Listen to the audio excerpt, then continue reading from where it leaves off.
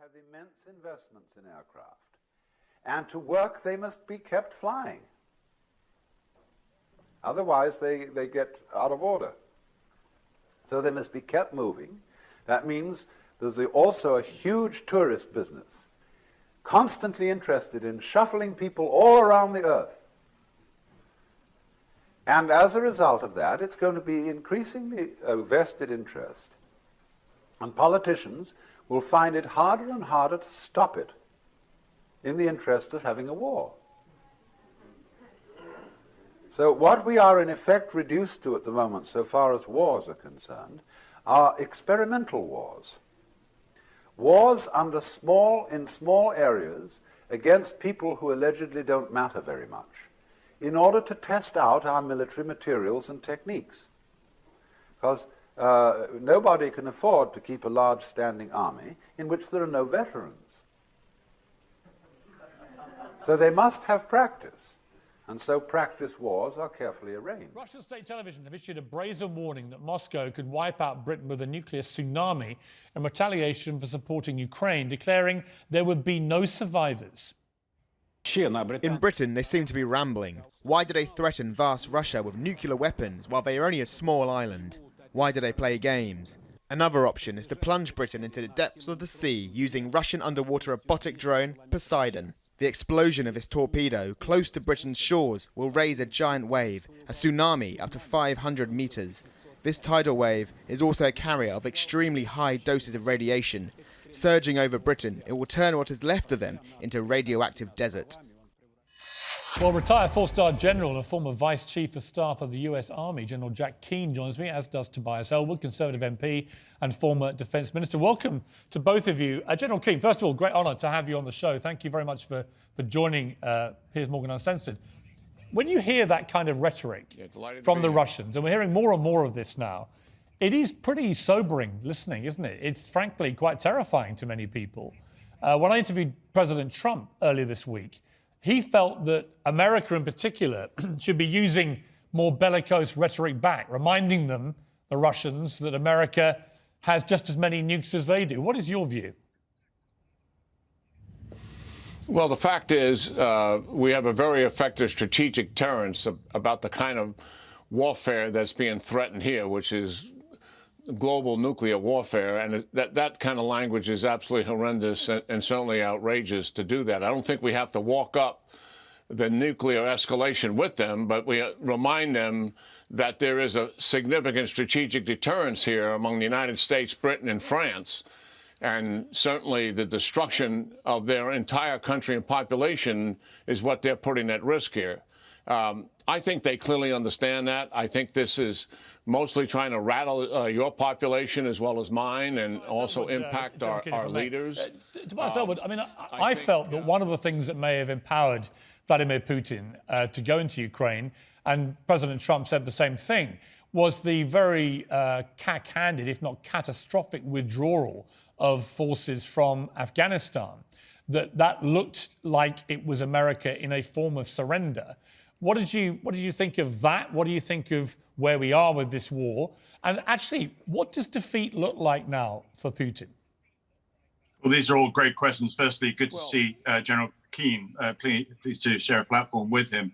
But yes, I think Putin has seen that over 30 years, in fact, the West has become quite timid. And our humiliation in departing from Afghanistan, I think, was the icing on the cake. That was the moment that he intended to strike. And we need to wake up that we are actually witnessing a turning point in our history. This isn't just about Ukraine. This is much, much bigger. This is about Putin taking advantage of complacency over 30 years as we've withdrawn back on our military capabilities. Putin is very much now alignment with President Xi, with China and Russia, forming an axis and leveraging our timidity. What we're seeing at the moment, though, is an abysmal invasion, as General Keane just implied. In contrast, the big question I pose to the West, indeed to Britain and the United States, is what is our objective? What are we trying to achieve in Ukraine? Is it to support Ukrainians to push Russia completely out of mainland Ukraine? Or are we content with some form of stalemate occurring over Donbass? We need to clarify exactly what our strategic objective is. OK, I mean, look, these are good questions. Let me ask General Keane those questions. What do you think the West's objective is right now? And let me ask you also, General Keane, what is defeat for Putin and what is victory now, do we think? Well, first of all, I think we were very ambiguous about what our intent there is. We started out by just arming the Ukrainians from the beginning, but now it has come much more into focus. The Secretary of State, the Secretary of Defense, the Chairman of the Joint Chiefs, others in the administration, even the Speaker of the House, Nancy Pelosi, is talking about victory here, defeating the Russian military inside of Ukraine, which is, I believe, should be our objective. It should have been our objective and unequivocally, clearly stated from the beginning. And it's certainly, when you have ambiguity like that, it actually leverages our enemy. Russia, to be sure, because they're not certain about what we're driving towards. And that's why I think they've been surprised by the level of effort recently. I think there still is opportunity here for that objective to be achieved. And we got to double down and continue the robust support that we're providing the Ukrainians, plus the moral support that they need as well. General Keane, great to talk to you. Tobias Ellsworth, thank you very much too. Really appreciate it.